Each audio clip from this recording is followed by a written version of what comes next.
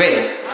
এজন্য আল্লাহ বললেন আল্লাহকুমুত তাকাসুরু হাত্তা যুরতুমুল মাকাবির। দুনিয়ার সম্পদ, লোভ, লালসা, এই সম্পদের প্রতি আকাঙ্ক্ষা তোমাদেরকে গাফেল বানিয়ে দিয়েছে।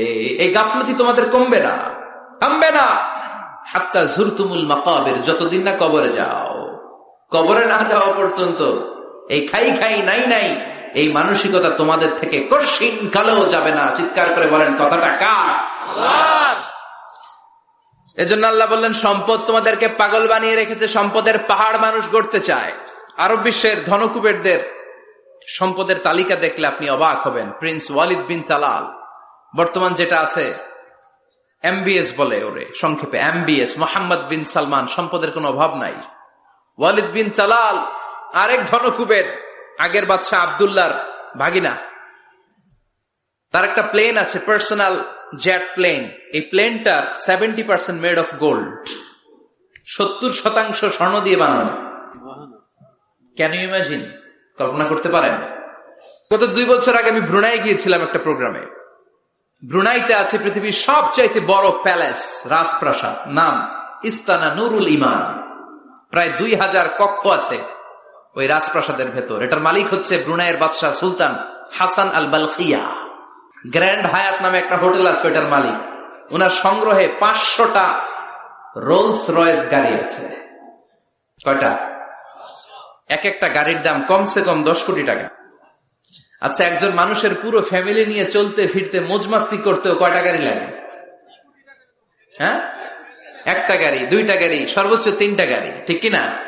সে তার সংগ্রহে 500 রোলস রয়েস গাড়ি রেখেছে। আর Lamborghini, Ferrari, Porsche, Maybach, Bugatti, Range Rover, Volkswagen, BMW, Mini Cooper, Mercedes Benz, এই ব্র্যান্ডের গাড়ির কোনো অভাব নাই। আরো লাগবে তার, আরো লাগবে। কোথায়? রেঞ্জ রোভার বেরিয়েছে নতুন নিউ ব্র্যান্ডের, বিএমডব্লিউ 9 সিরিজ কোথায়? আরো গাড়ি লাগবে। এরকম মানসিকতা আজও আরবের ধনকুবেরদের মধ্যে আছে না নাই?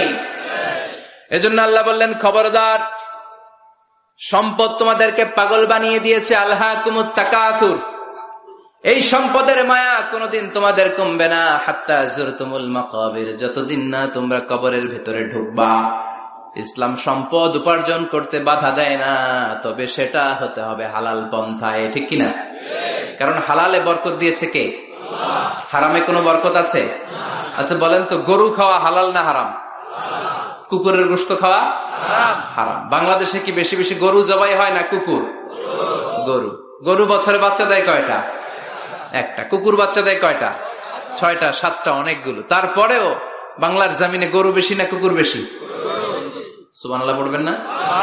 গরু খাইলামও বেশি, গরু জবাই করলামও বেশি, আবার গরু বাচ্চাও দিল কম। কুকুর খাইলাম না, কুকুর জবাইও করলাম না, কুকুর বাচ্চা দিল অনেক, কিন্তু কুকুর কম, গরু বেশি। কারণ গরু খাওয়া হালাল, আর হালালে বরকত ঢুকিয়ে দিয়েছে কে? আল্লাহ। এজন্য আল্লাহ বললেন গোলাম, হালালে বরকত, হালাল পন্থায় কোটি কোটি টাকার মালিক হন, ইসলামে বাধা নাই।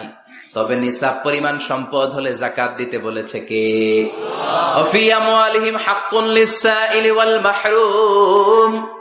তোমার সম্পদের মালিক শুধু তুমি নও, না খেয়ে থাকা সমাজের গরিবদের ওই সম্পদে ভাগ আছে না নাই? অনেকে যাকাতের শাড়ি দেয়, যাকাতের লুঙ্গি দেয়।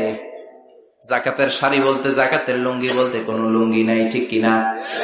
যাকাত হচ্ছে এমন পরিমাণে সম্পদ আপনি একজনকে দিয়ে দিবেন, ওই সম্পদ পেয়ে জীবনে আর কোনোদিন যেন তার আরেক জায়গায় যাকাতের টাকা নিতে হাত পাতা না লাগে। কিন্তু যাকাতের শাড়ি দেয়, আছে না নাই? পত্রিকায় বিজ্ঞপ্তি দেয়, আবার ওই শাড়ি আনতে যায় পদপৃষ্ট হয়ে লোকজন মারা যায়। এরকম টাকা আছে না নাই? এজন্য আল্লাহ বললেন খবরদার, সম্পদ উপার্জন করো, কিন্তু নিসাব পরিমাণ সম্পদের মালিক হলে যাকাত দিবা। ওয়াল্লাযীনা ইয়াকনিজুনা الذهب والفضة ولا ينفقونها في سبيل الله فبشرهم بعذاب أليم। যারা সম্পদের মালিক হয় কিন্তু আমার রাস্তায় যাকাত দেয় না, ও নবী তাদেরকে আপনি কঠিন আযাবের সুসংবাদ দেন। পড়েন নাউযুবিল্লাহ। ও মিয়া, আযাবের কি সুসংবাদ হয় না দুঃসংবাদ? কিন্তু আল্লাহ সুসংবাদ বললেন কেন? কারণ আযাবটা বড় কড়া হবে। জাকাত যারা দেয় না, ব্যাংক ব্যালেন্স করে, এফডিআর করে, সঞ্চয়পত্র কিনে রাখে, ফ্ল্যাটের পর ফ্ল্যাট কিনে রাখে, জমির পর জমি কিনে রাখে, জাকাত দেয় না,